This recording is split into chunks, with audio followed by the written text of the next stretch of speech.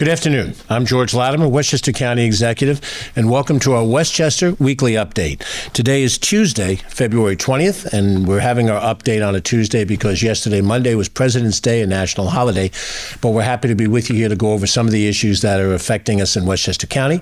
In a few seconds, I'm going to be introducing our county clerk, Tim Idoni, who's going to talk to us about some issues. We'll give him a proper introduction at that time. Shortly after that, we have our Commissioner of the Department of Social Services, Leonard Towns, who's with us here, and he has an important report to share with you. We have some videos that go along with that as well. Our Deputy County Executive, Ken Jenkins, will join me as well, and we'll do the usual updates of some things that we try to do in every one of our events, the upcoming Trailblazers event, the things that are happening in our parks. And I want to share with you a little bit of news about a couple of other things that we think are important. But we invite every one of these updates an individual who we consider a partner in government. We generally have mayors of cities and mayors of villages and supervisors of towns join us here. Sometimes we have members of our state legislative delegation, our state assembly members and state senators, and from time to time members of the Westchester County Board of Legislators join us to talk about some particular issues. In Westchester County, aside from judicial positions, there are three elected countywide positions: county executive, district attorney, and Westchester County clerk. Our Westchester County clerk has a responsibility that predates the county executive form of government. Before there was a county executive, there was always a county clerk, and that position is structured in state law outside of our charter. So the duties of a county clerk are significant, and they're important. And we bank on the professionalism of the clerk and the people that report in that office. They are part of county government, they're part of our funding budgets, but they are independent in the decisions they make and how they handle their constitutional responsibilities. Tim Idoni has served as our county clerk since 2006. He had prior service as the mayor of the city of New Rochelle. And when I first got to the county legislature way back in 1991, that was when he began his term as mayor. And then he was elected countywide in 2005, and now he is in his fifth term as county clerk. He has revolutionized the office of county clerk, taking it with technology into an area that had never been before. And he had some very able predecessors: Len Spano, Andy Spano, George Morrow, and others who have served as county clerk. But his tenure is going to most likely be the most notable one as we look back over time because of the changes that he's been able to implement during this period of time. And his administrative skill set precedes his time in elective office. He served as a village manager and as assistant city manager in a number of different municipalities. So his knowledge of what this county is about and the structure of government has been on display for a long time, and he has more than his share of accomplishments to point to. So I'm very happy that he's here with us to be before the microphones and to share some of what he's going to share with us. So let me introduce to you our Westchester County Clerk, the Honorable Tim Idoni. Tim, thanks for being with us today. It's a pleasure. Thank you, Mr. County Executive. Thank you very much. Good afternoon.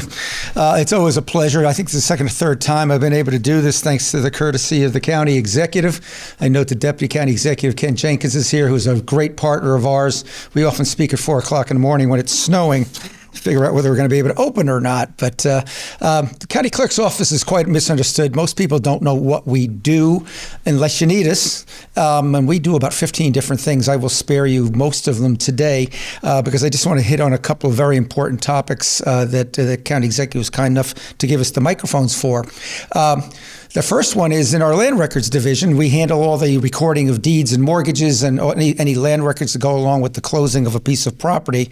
Right now, we are concerned with fraud. We are working with the County Public Safety Department, with the District Attorney's Office, and even right up to the Attorney General's Office in terms of deed and mortgage fraud. We're seeing a little bit of a spike, nothing to be worried about. But if any of you feel that something has happened where suddenly somebody knocks on your door and say, hey, we own your property now, and you don't know about it, it does happen. Not often, but it does happen. You should notify my office or the District Attorney's Office as soon as humanly possible. We do send out letters when we get a new deed that's recorded in our office. We are under state law. It's a great state law. It just happened 2 years ago. Send a letter to you letting you know that the property has been transferred. It doesn't mean that all bets are off if you still live in the house and still own it. It means that you should see that letter, contact our office, and we put the wheels in motion to stop everything from happening. Unfortunately, under state law, you're allowed to file a deed on somebody's property should you buy it, and we're responsible for recording that deed unless we hear that it did not go through properly. So watch for it, ladies and gentlemen. It is very, very important that you stay on top of that particular issue. There has been a slight spike in that issue, and we want you to be careful. On a lighter note, we have expanded our mobile office services. When I got to this office, it was already in place, but they were going out 6 or 8 times a year. Our mobile office now goes over 40 times, and we're planning on doing about 60 this year, including maybe even joining some parades out there later on. We have a brand new mobile office. Thank you to the County Board of Legislators for the funding for it. It's brightly colored. You can't miss it. And we do predominantly passports on it, but we also do IDs. We also do veterans discharge papers, and we can even notarize papers. If you can't find a notary, my office is in charge of notaries for the County of Westchester, and we can do them right there in your hometown. We hit every town and city every single year, and this year we're hoping to hit quite a few of them more than once. So it's important for you to know that, and we thank you very much for patronizing the truck. Look for it. You will get one of those annoying robocalls from me when it's coming to your town about 3 or 4 days in advance. Please don't be disturbed by it, because that's how we get our customers out, and it does work beautifully. We also have our legal division handles notaries, as I mentioned before. We also handle business licensing. If you're planning on getting into licensing, we work with the Economic Development Office of the County Executive as well, and to coordinate the services that we do through that. The licensing comes through us. We handle it very, very efficiently, and I'm very, very proud to say that almost nothing sits around. All those terrible stories you hear about the bureaucracy and how much things wait. Thank you very much, Mr. County Executive, for saying we've revolutionized. Well, we have. We have automated almost every function in the county clerk's office over the last 10 years, and we're literally working and getting paperwork through in less than a day when it used to take 5 or 6 weeks to record a deed, for instance. Very, very proud of that. You should be proud of it, and we're saving the county close to $3 million a year. As a matter of fact, my office now is spending about $300,000 less than the year we took office in 2006. Hard to believe, but I'm a big service guy. I do believe the county has to provide a lot of services. They're essential. And when I say I'm saving the county money, that money can then go to either take the taxpayers off the hook or to give it to a service that's even more essential than the county clerk's office. And I think you're going to be hearing some more of that today at this ceremony. So I don't want to take up too much more of your time, Mr. County Executive, but I just want to also mention that we do naturalization services, probably the nicest part of our job. Every month, 100 new people are sworn in as citizens. They've gone through the process. They have handled it the way it should be handled. And nobody can complain about it because these are new American citizens. We all hope they go out there and vote over the next couple of years as well. The judges participate. The courts participate completely. And I'm in charge of making sure that everything goes through nice and smoothly. So the best part of the job. With that, I want to thank you very much for the couple of minutes we took here today. If you have any questions, I think they've posted the phone number and the website. Feel free to contact us directly. We will answer it, and we make government easy is our slogan, and we certainly do. Thank you so much, Mr. Latimer. We appreciate it, George. Thank you, Tim. All right, you got it. With you. Tim Idoni, our Westchester County Clerk. It's been a pleasure to work with Tim over the years in his various capacities during the period of time that I served in the State Assembly, when he was mayor of the city of New Rochelle. We had issues between the state and the city, and here we are both now in the county government with the opportunity to work together. So, Tim, again, thank you for your terrific public service and for being with us today. I'd like Ken Jenkins to join me up here, our Deputy County Executive, as we start to look for some of these different things that we're going to be talking about. We have a busy week this week showcasing some of the things that are embedded in our Westchester County budget that we adopted, signed into law back in December after the Board of Legislators completed their review. You've seen some of these things now over the first month and a half since the new year began. We've shown you what we've done on food insecurity to help people be able to capture food through food pantries and other services. We've talked about the reestablishment of the Community Development Block Grant Program and what that means for affordable housing. We've had an opportunity to talk about our initiatives in the environment. And beginning this today and as we go forward, we're going to talk a bit about what we're doing for capital improvements, things that are budgeted, that we have set aside the money for to make improvements. I just had a conversation earlier today with a person who was talking about the quality of our roads. And of course, some of the roads are owned by the county, some of the roads are owned by the state, some of the roads are owned by the municipality. It's the Marquis de Sade laid this system out years ago. But the bottom line is, a person doesn't care who owns the road. They know that they're driving over a pothole, which could cost them a tire, which could leave them stranded in a difficult situation. So what we want to show you is a video. It's called Connecting Our Communities. It details our commitment as a government to improving road and bridge reconstruction. We've had unprecedented efforts over the course of the 6+ years of this administration because we prioritize safety, we prioritize convenience, and we know that that's true for residents and for visitors alike, anybody who travels the roads of Westchester County. We have announced over $5 million in investments in crucial projects across the county. That includes the Bronx River Parkway, the northbound ramp of the BPR over to the Cross County westbound Parkway in Yonkers, Mamaroneck Avenue over the Mamaroneck River in Mamaroneck. Some of these projects and other ones that are on our docket. We have a ramp on Route 22 that goes over an entrance ramp from the northbound Bronx River Parkway, and that's a critical route between White Plains and Armonk. There's so many of these different things that require some attention. So we're going to show you different videos each day this week. This one talks about roads and bridges, and in consecutive days we'll introduce you to other elements of what we're doing within our capital plan. So take a look and get an idea of what we're doing in this particular area of public responsibility.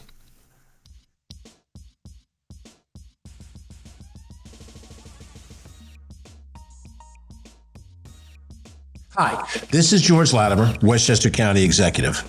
In Westchester County, my administration is spearheading an unprecedented effort to enhance the arteries of our communities, our roads. Your safety and convenience are at the forefront of every project undertaken. Together, let's look at the ongoing and completed projects, those in design, and check out some exciting future bridge projects that will make commuting easier for residents and visitors alike. Our crews are hard at work, investing over $5 million each in crucial projects like the Bronx River Parkway northbound ramp over the BRP to the Cross County Parkway westbound in Yonkers, Mamaroneck Avenue over Mamaroneck River in Mamaroneck, Old Albany Post Road over the Sprout Brook in Cortland, and Main Street over the Bronx River Parkway and Bronx River in White Plains. Since 2019, Westchester County has celebrated the completion of significant projects, including the Bronx River Parkway rehabilitation from the New York City line to the Cross County Parkway, extending over 2.1 miles at a cost of $9.4 million. We've also revitalized the stretch from the Cross County Parkway to Scarsdale Road, covering 2.3 miles with an investment of $8.7 million. As we look ahead, our road construction future is filled with promise. The Bronx River Parkway north of Green Acres Avenue will soon witness a $7 million transformation. North of County Center in Greenburgh, a project costing $8 million is underway. Additionally, Bronxville-Yonkers Pondfield Road West is earmarked for a $7.4 million renovation, and Yonkers-Sherwood Avenue over the Bronx River Parkway is set to receive an $8.2 million facelift. These projects, among others, embody our commitment to a safer and more efficient Westchester. The future of our bridges is also exciting, with plans for bridge projects such as the Austin Avenue Bridge over I-87 in Yonkers, a $10.5 million investment. Harrison will soon see the Park Avenue Bridge over the Beaver Swamp Brook at $6.1 million, while Mamaroneck anticipates the Murray Avenue Bridge over Community Park at $7.3 million. North Castle will also see improvements with the New York State Route 22 bridge over Armonk Road Connection, CR 68, up from the Bronx River Parkway, which is slated for a $13.4 million investment. In the grand scheme of things, these projects are not merely about roads and bridges. They're about connecting communities, ensuring safety, and making every journey in Westchester County a seamless and enjoyable experience. Under my administration, our roads are connectors that help make Westchester the vibrant and thriving community that we all love. We certainly wish that we had all the money necessary to fix every road and every bridge based on its current circumstances. We don't have that kind of resources at the fingertip, and we certainly are very understanding of the property tax obligations that people have. But we are trying, and I think we're making progress, and we'll show you videos in the next couple of days. It'll show other elements of how we're trying to make capital dollars work in a positive way. Next up, we're going to invite our commissioner of the Department of Social Services, Leonard Towns, to do a little recruiting. Now, it's a big job if you're a national football coach of a Division I school to recruit the best high school players to come in and play for your college program. Even more important than basketball. I think he's played both sports very well over the years. But Leonard Towns is in his recruiting role here today to talk about some of the needs of the Department of Social Services, which is the biggest department of county government and affects people in the most vulnerable part of their life more than any other single department of this government does. So, Commissioner Leonard Towns. Mr. Commissioner, thank you for joining us. Thank you, Judge. Thank you, sir. Good afternoon. I'm here to talk about DSS and the work we do. At the heart of our mission, we are here to ensure the health, safety, and protection of vulnerable adults and children. And that's exactly what our caseworkers do. They live this mission out daily.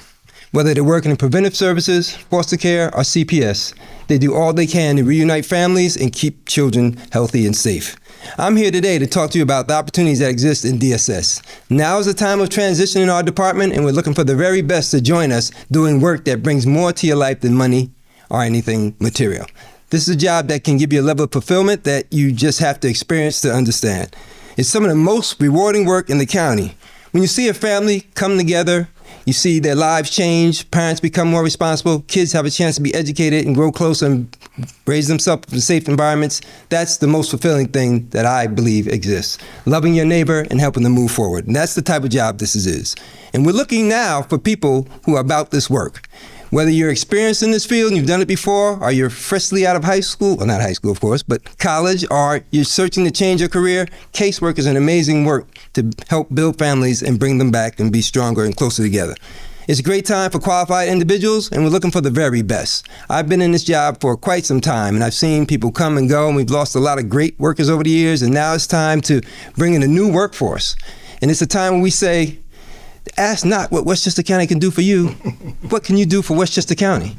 This is the time. The people of Westchester, the constituents, the families, the young families that need qualified people who care and want to see their lives be better, we're calling out to all of you right now. We're looking for the very best, and right now is the very best time possible. We have a state waiver in place that requires you no longer to take an exam. All you have to do is send in your application. If you meet the qualifications, we'll call you in and we'll give you a shot.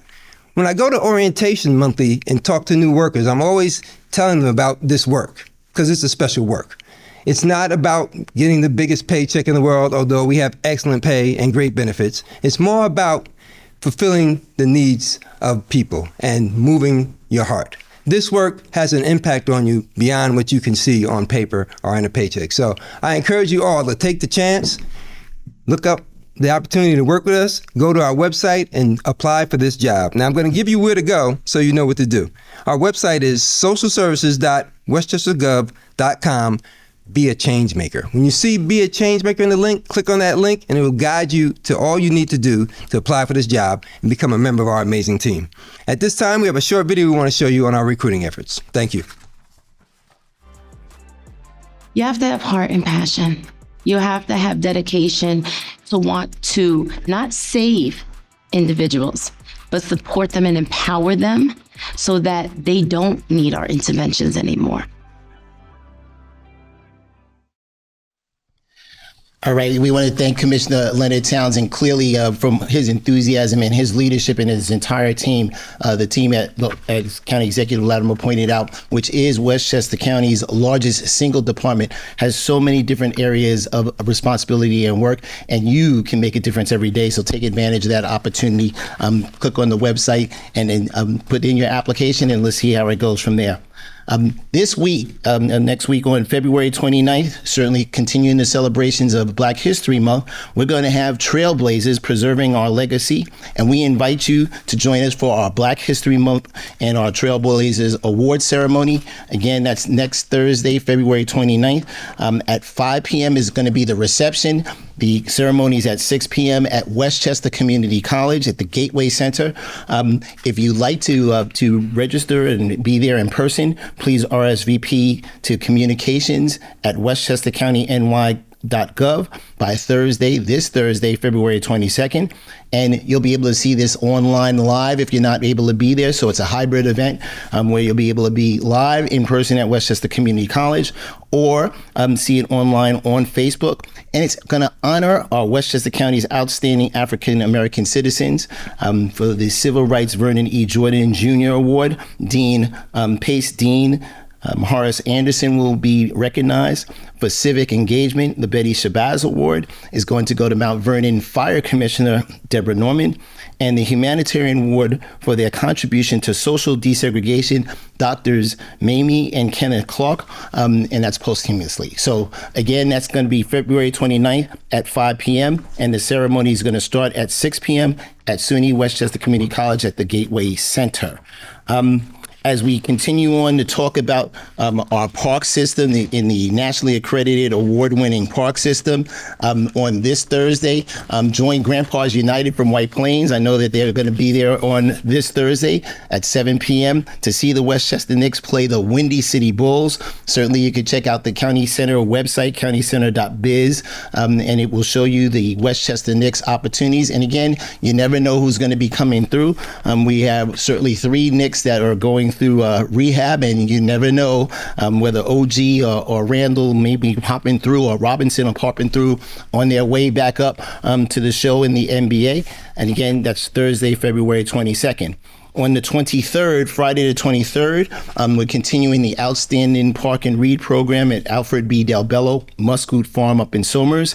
That's going to be from 11 to 1:45 in the afternoon. So you'll have an opportunity to have seasonal stories to delight the children from ages 3 to 6 as they discover the joy of reading with our captivating Winter Read Aloud program. And then we're going to follow that up again on March 4th.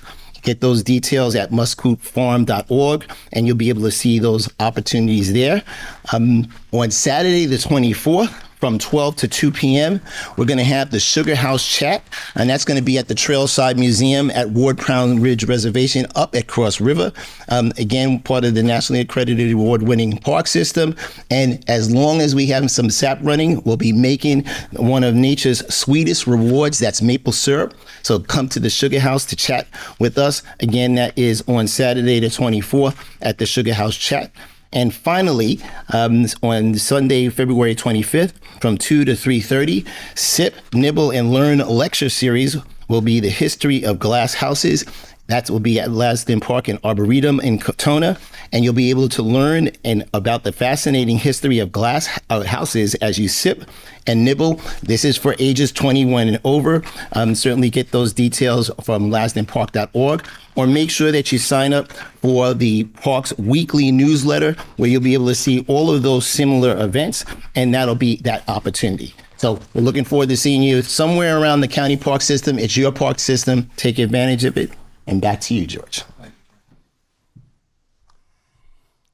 We have just a couple of things more to mention on the report. We are a little less than a month away from the annual State of the County message, which is scheduled for Thursday, March 14th at 6 p.m.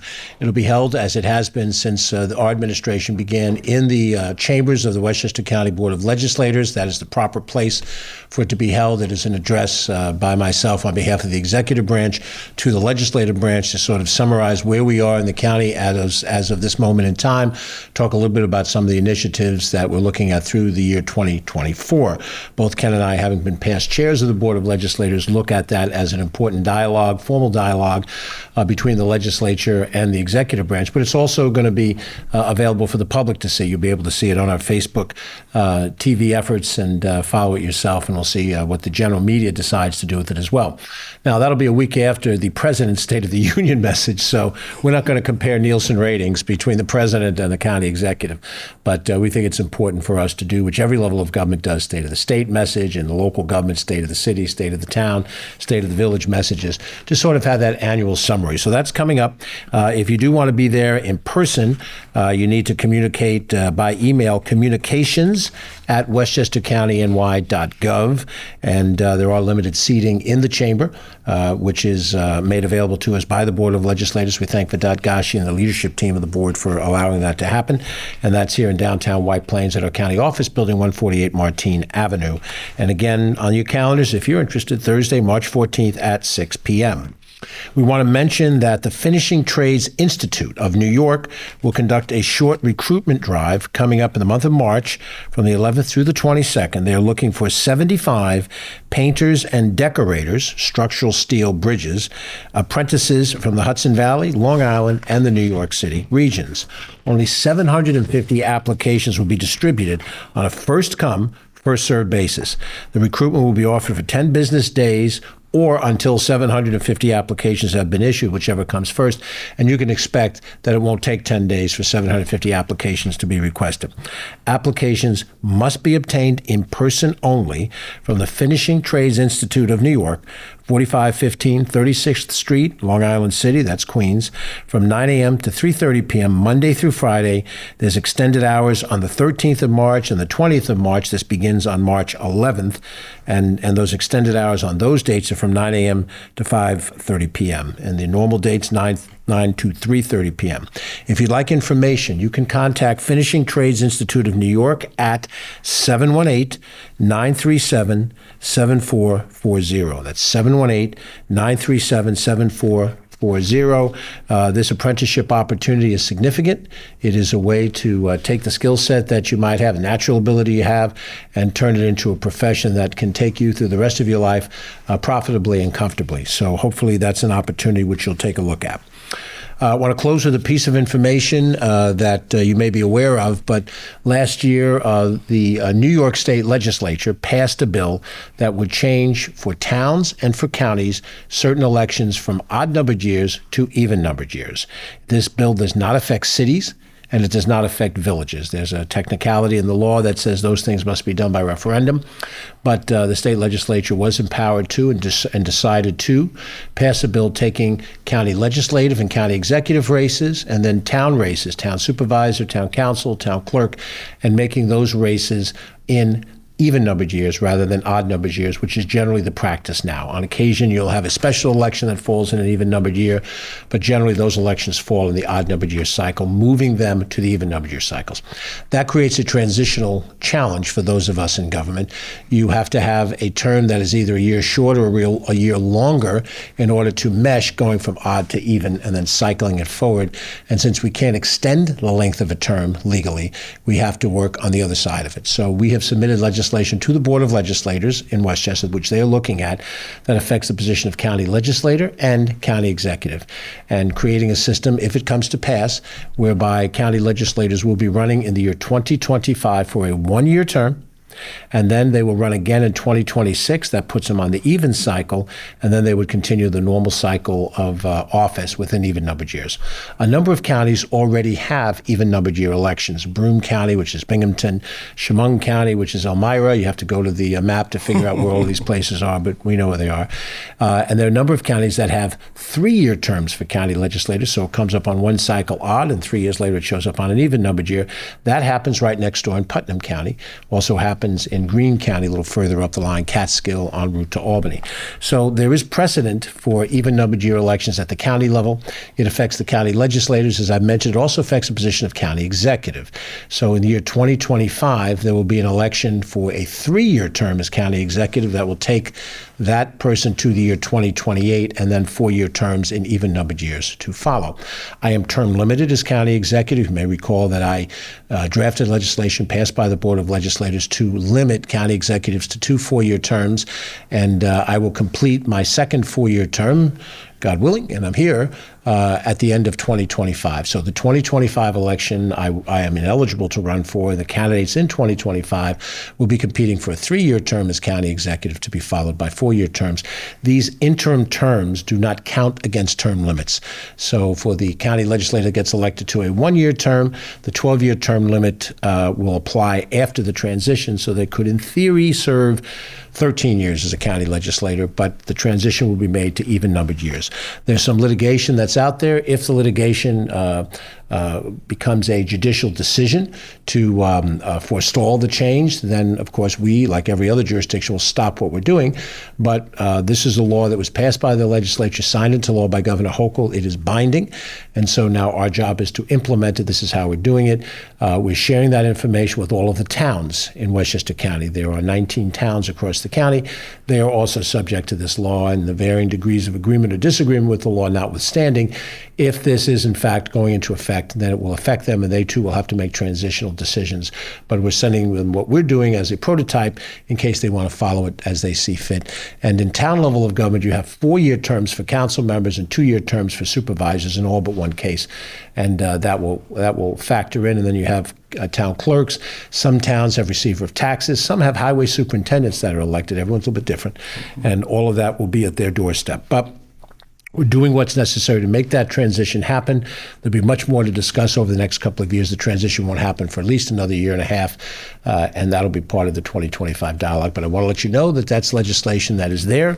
If you have any questions on this or any other issue that's before us, you're welcome to call us at 914-995-2900. You can reach myself, Ken, any of our executives here at 995-2900.